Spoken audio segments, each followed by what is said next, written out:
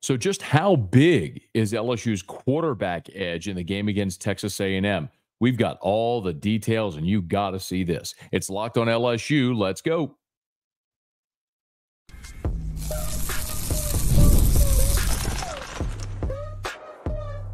You are Locked on LSU, your daily podcast on the LSU Tigers. Part of the Locked On Podcast Network, your team every day. Okay, let's get it. It is Locked on LSU, your team every day. I'm your host, Matt Moscona. Thanks for making us your first listen. We are free, available wherever you get podcasts, of course, on YouTube as well. So please subscribe. Today's episode is brought to you by FanDuel. Place your first $5 bet, and you'll get started with $200 in bonus bets guaranteed. Visit FanDuel.com to get started. On today's episode, it's our weekly visit with Shea Dixon from On3, the Bengal Tiger. And on today's episode, I want to talk with Shea a little bit about how LSU might manage the flip class. Last year, roughly a third of LSU signing class were flips. So who could be flip targets? And should LSU be concerned about any players possibly flipping out of their class?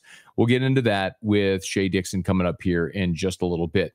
But what I really want to dive into in today's episode is as we inch closer to LSU and Texas A&M, where are the advantages, the disadvantages? And this is a game with two teams that are playing the marquee game of the college football weekend that we are going to break down every single angle, every which way. By the time they kick it off, you're going to be so sick of hearing us break down all of it. But I'm not sure there's any better place to start than at the quarterback position. And let's be very honest and very clear. It ain't even close. We can talk about a lot of advantages, disadvantage, matchups, whatever it may be. We could talk about the home crowd advantage that Texas A&M is going to have. We could talk about the situational advantage with LSU playing back-to-back road conference games, something that always spooks me a little bit. We could talk about LSU having a coaching advantage with Brian Kelly sort of being the master and Mike Elko being the pupil. Of course, Mike Elko was at one point Brian Kelly's defensive coordinator at Notre Dame. There's a lot of things here. We could talk about the good-on-good matchup with LSU's offensive line and Texas A&M's defensive line. There's a lot we're going to delve into. But one area where LSU has what would appear to be a sincere advantage is under center at quarterback. Garrett Nussmeier so far has been one of the most productive and most efficient quarterbacks, not only in the SEC, but in all of college football. Conor Wegman has been anything but. In this past weekend against Mississippi State, Conor Wegman was 15 of 25 for 217, a touchdown, 2 interceptions. His QBR was 67.2. Now, this was just the fourth game he's played all year. And if you look back at it, a lot of people are going to look at Conor Weigman's game against Missouri, which was a 41-10 win for Texas A&M, and by far their most impressive performance of the season. And Weigman was good. He was 18 of 22 for 276, did not throw a touchdown, did not throw a pick, but he managed the offense, and basically they ran the ball like crazy in that game against Missouri. But look at the opener against Notre Dame. 12 of 30 for 100 yards, no touchdowns, 2 interceptions. His QBR was 34. His rating was 54.7. Against McNeese, he was 11 of 14, FCS opponent, 2 touchdowns, no picks. Ultimately, what we know about Conor Wegman is the great performance against Missouri is his outlier. Now, he was injured this year. Maybe that's affecting him. But against Mississippi State, he was downright bad. Carter Carls, who covers Texas A&M, actually, we've had a good chance to catch up with Carter. So Carter covered Notre Dame while Brian Kelly was there. In 2022, he moved on to the Florida State beat. So incidentally, we ended up talking to Carter about LSU's opener against Florida State and Brian Kelly's first game. And then a year ago, he moved to Gig'em 247 to cover the Aggies. So Carter just can't seem to quit us or Brian Kelly. But Carter looked at the Pro Football Focus numbers for Texas A&M after their game against Mississippi State. And he looked at Conor Wegman. And I want to bore you with the numbers, but just let this sink in. You'll have to memorize it. There ain't going to be a test, but just let it sink in. Conor Wegman finished with a team low 48.5 PFF grade, lowest on the team, despite being pressured only 4 of his dropbacks. effectively, every time he dropped back, he had a clean pocket. Conor Wegman threw the ball 25 times. Only 4 times was he pressured. He also tied his career high in turnover-worthy plays with 4. He threw 2 interceptions. There were 2 more that could have been. And by the way, both of his interceptions came with a clean pocket, meaning he wasn't being pressured. He just made a bad decision, bad throw with the football. Additionally, his 36.1 offensive grade plus his 33.1 passing grade with a clean pocket was 115th among 117 FBS quarterbacks in Week 8. Bottom line, Conor Wegman was awful against Mississippi State. Now, there's multiple ways you can look at this. You could look at it and say, well, he's not very good. Or you look at it and say, hey, their quarterback wasn't very good, and they still won a road conference game 34-24. Different ways you can look at it. After the game, actually on Monday, when Mike Elko met with reporters, he talked about those issues Conor Wegman had against Mississippi State. Yeah, I think he, has some plays he just wish he had back. I think each one is kind of each of its own. The first one, I don't know if it slipped or sailed. It was hard to tell, but it certainly wasn't an accurately thrown football. The second one was late.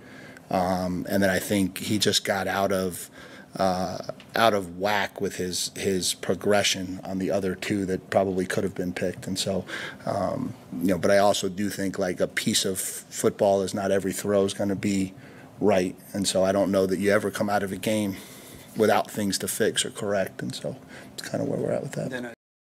Not exactly a ringing endorsement, but you can also understand where he's coming from with that. The other part of it is he did later in that press conference, Mike Elko did, give his quarterback somewhat of an endorsement. Give a listen. Like we trust Conor, and Conor should trust himself because he's really talented. And so we want him to trust his eyes, go through his progressions, and make the throws that he's capable of making. And, we just talk a lot about, what causes turnovers, where do turnovers come from, and trying to eliminate them as best we can. And he knows he's got to protect the football. We certainly, we threw the ball coming out of our own end zone twice. We threw the ball after he threw the second pick. We're not shying away from throwing the football. That's not how we go about not turning it over. But, I just think there's certain things when you go through the progressions that you're trying to instill in him, timing, rhythm, speed, eyes, those types of things that can protect the football. And he's been really good at it for the most part and needs to kind of shake off a couple bad ones from last week. That's not exactly true to say he's been good at it for the most part. Conor Wegman this season has thrown in 4 games. Keep in mind, he missed 3 games with injury, but in 4 games, he's thrown 3 touchdowns and 4 interceptions. On the season, Texas A&M, interestingly enough, in turnover margin is +5, LSU's +4. They're neck and neck. When you look at the 2 teams, Texas A&M has gained 10 turnovers. They've lost 5. 4 of them via interception, just the 1 fumble. LSU has thrown 6 interceptions and just 1 fumble lost. But keep in mind, for Garrett Nussmeier, that's in 7 games. The 4 interceptions for Wegman have come in just 4 games. So, yes, turnovers could become a massive part of this game. And I don't mean to throw out cliche like whoever wins the turnover battle. Of course, that's a big deal. But you look at these 2 teams, LSU is a very opportunistic, aggressive defense that forces turnovers, and Texas A&M has been turnover prone. So, can Conor Wegman fix it by Saturday? Every week, we have a chance to talk to former NFL quarterback and quarterback analyst Sean Salsbury. And Sean Salsbury's known Conor Wegman and watched him since he was in high school. This perspective from Sean, you have got to hear. It's next. Locked on LSU, your team every day. Today's show is brought to you by LinkedIn. If you're hiring for your small business, you want to find quality professionals right for the role, that's why you have to check out LinkedIn Jobs. LinkedIn Jobs has the tools to help you find the right professionals for your team faster and for free. LinkedIn isn't just a job board. LinkedIn helps you hire professionals that you can't find anywhere else, even those who aren't actively searching for a new job, but might be open to the perfect role. In a given month, over 70% of LinkedIn users don't visit other leading job sites. So if you're not looking on LinkedIn, you're looking in the wrong place. On LinkedIn, 86% of small businesses get a qualified candidate within 24 hours. Hire professionals like a professional on LinkedIn. Post your job for free at linkedin.com/lockedoncollege. That's linkedin.com/lockedoncollege to post your job for free. Terms and conditions apply.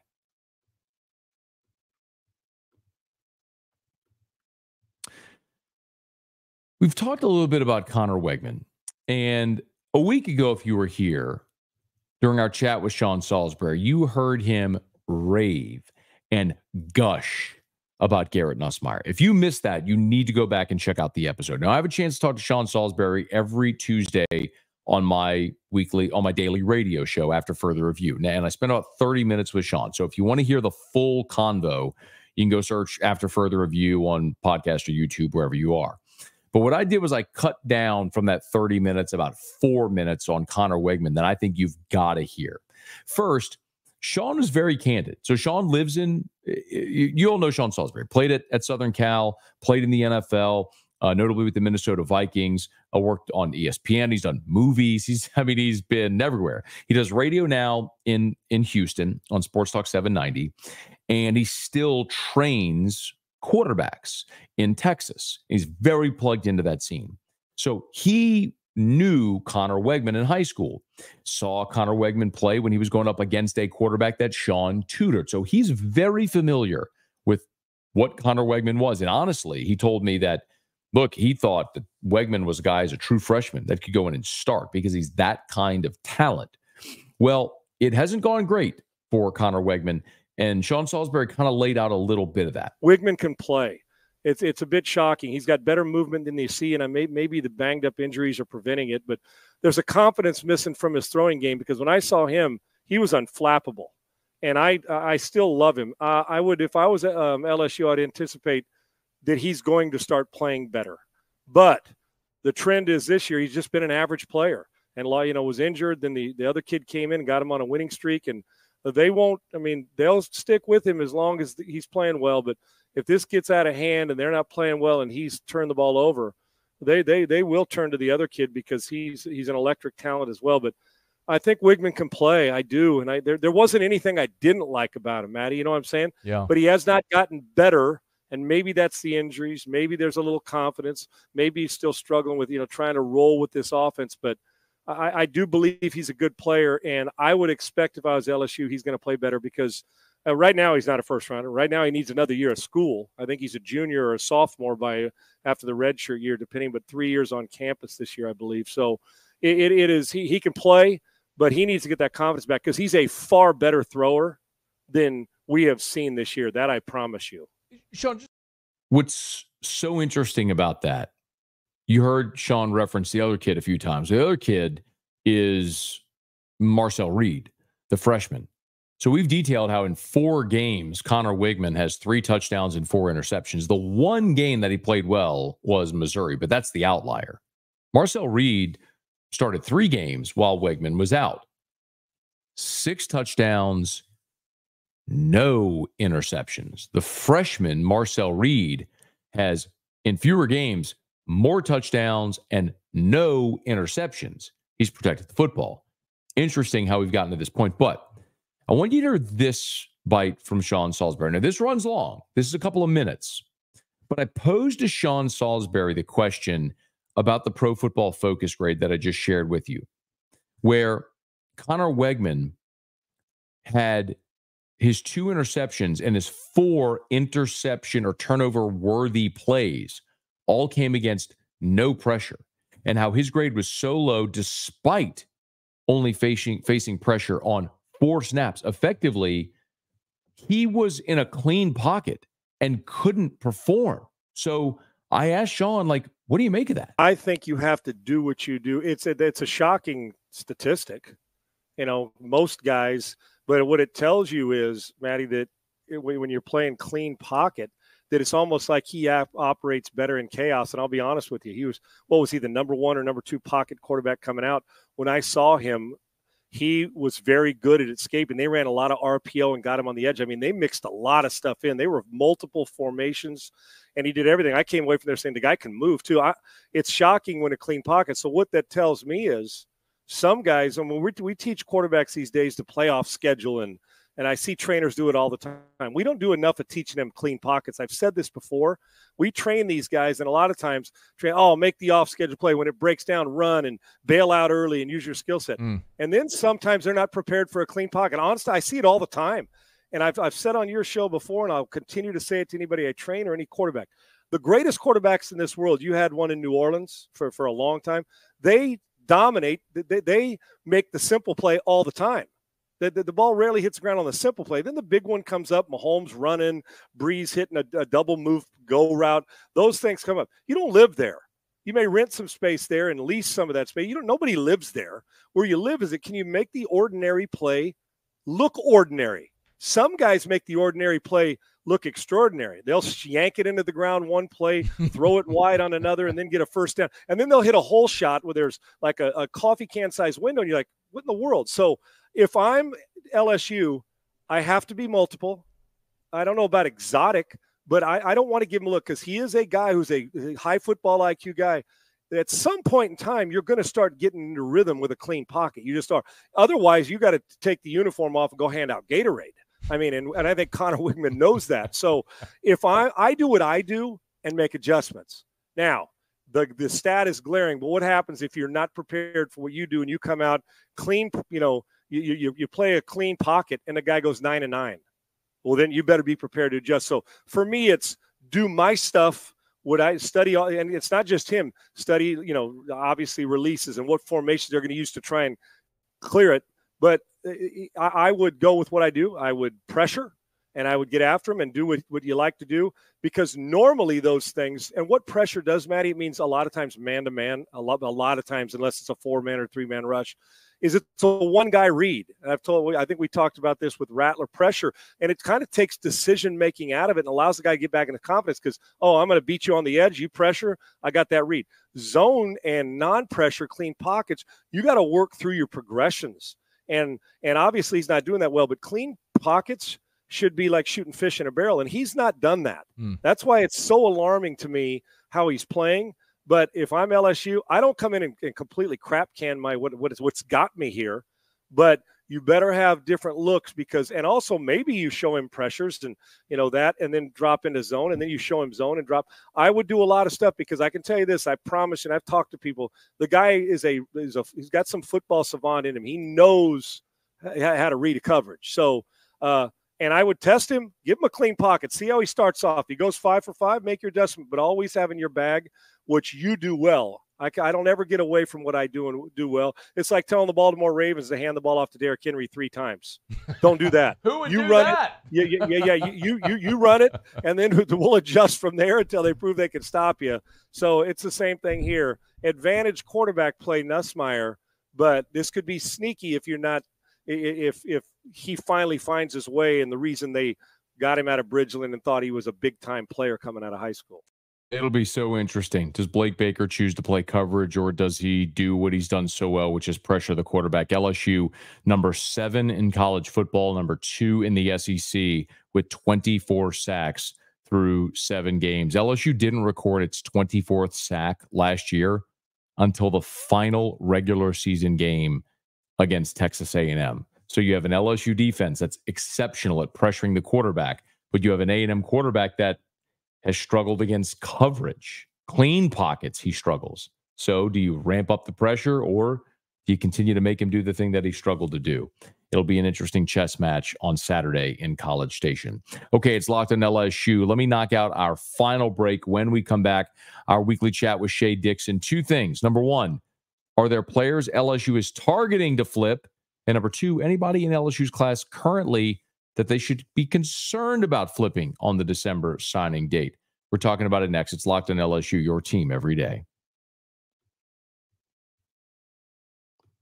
Today's episode is brought to you by FanDuel. Hey, NFL fans, you can start the season with a big return on FanDuel, America's #1 sportsbook. So when you get a hunch in the middle of the game, you can check out the latest stats. You can view live play-by-play and so much more on the same page where you place your bets. You'll get started with $200 in bonus bets guaranteed when you place your first $5 bet. That's FanDuel.com. Tigers are headed to College Station this weekend as a 3-point underdog. You better believe I will gobble up all 3 of those points. And I may even wait to see if that line climbs even higher, because you know the old adage, chalk early, dogs late. If you love the underdog, wait, because more money comes in on the favorite typically, and you end up getting an even better price. Hey, this isn't betting advice. It's just, someone who likes to sports bet a lot. And if you do as well, make sure that you check out FanDuel. You'll get started with $200 in bonus bets guaranteed when you place your first $5 bet. That's at FanDuel.com, FanDuel.com. Every week here on the show, we visit with Shea Dixon on 3, the Bengal Tiger, who's a guest on my radio show, and we hit some of the highlights. As we get closer to the December signing date, one thing I reminded Shea, and actually what Shea has reminded us of often, is a year ago, LSU had roughly a third of its class that were flips, players that at one point were committed to other programs that ultimately flipped to LSU, including a handful altogether that had been committed to LSU that had been committed to Texas A&M that flipped to LSU. Weston Davis among them, Cohen Eccles. We could talk about a guy like Dominic McKinley, Gabe Relaford, guys that are playing an impactful role for LSU right now. Well, are there other commits right now elsewhere that LSU could look to flip before the December signing period? And I think that, one, you look, if they want to take another offensive lineman, it's an offensive tackle, and Solomon Thomas is a guy who's shown a lot of interest in LSU, and Florida State's not had a good season. Now, at the same time, he's really given no indication that he's flipping. He's got a lot of family in the area. He's been firm, but he continues to visit. We'll see if he doesn't make it in for another game. He's one I'd watch. They just brought in the number 2 receiver, Caleb Cunningham, who's been committed to Bama for a visit 2 weekends ago, I guess it was. But he's also visiting a number of campuses. I think that if you're getting down into this point where, look, LSU's class top to bottom is as good as it's been in a while. And they have a top 3 class. They have the number 1 player committed. They have a trio of 5 stars. They may have more than that when it's all said and done. So I think if they're flipping guys at this point in their game, they're flipping guys like a Jacob Bradford who is committed to a Houston, and you make an eval on him as a senior going into his senior year, and you say, hey, look, he can play at this level. And we saw that with the Dylan Carpenters of the world a couple of years back. Each year, we see them move on guys late. So I wouldn't be shocked if flip-wise it would be a Louisiana kid. So forgive me, I cut that off a bit short, but if you're looking, it would be a Louisiana kid who may have the opportunity to stay home. Now, what about the other side of that? The reality is there's attrition in every signing class every year. There's guys you have committed who ultimately leave your class. As much as you hate to think of it, it's just part of this entire thing. So who might be players that LSU is going to have to continue to recruit, even though they're in the class currently, continue to recruit and sweat out potentially until that December signing period? When I think about that game, you start with the top of, look, Bryce Underwood, DJ Pickett, your 5 stars, right? And look, they have Harlan Bear as a 5-star, but he's in Louisiana, New Orleans. So you worry about a little bit less. Underwood's in Michigan, and we've got all the Michigan buzz of Portnoy and boosters, and they're going to try to make a move. Well, we've seen nothing out of Bryce to lead us to believe that he's doing anything but staying committed to LSU. And by that same token, DJ Pickett has been committed to LSU since the summer. Miami is turning up the heat, as they say each week. Well, they were before he committed there, and they have ever since. And yes, we're in the NIL world, but look, LSU's not asleep at the wheel there in terms of kind of holding on to guys down the stretch. Then I go geographic with it. And so then I would pick a guy, and look, I'm just saying this because he was written about today and he fits the description. Derek Meadows, their commitment, top 100, 150 player. I don't know where he's ranked right now, but coming out of Bishop Gorman in Nevada, he was supposed to commit to Notre Dame, is what everyone thought. Mm-hmm. And he kind of reversed course and went to and said, hey, look, I'm looking at the SEC schools, and LSU was the one he liked the most. And Will Farr, Chad Simmons, one of them today wrote for On 3 that just of note that, hey, look, Notre Dame has still been heavily recruiting him. when you've got a guy that's that far away and some initial interest in a school, you pay attention to it. But by and large, I think this class is going to just hold firm with what they've got.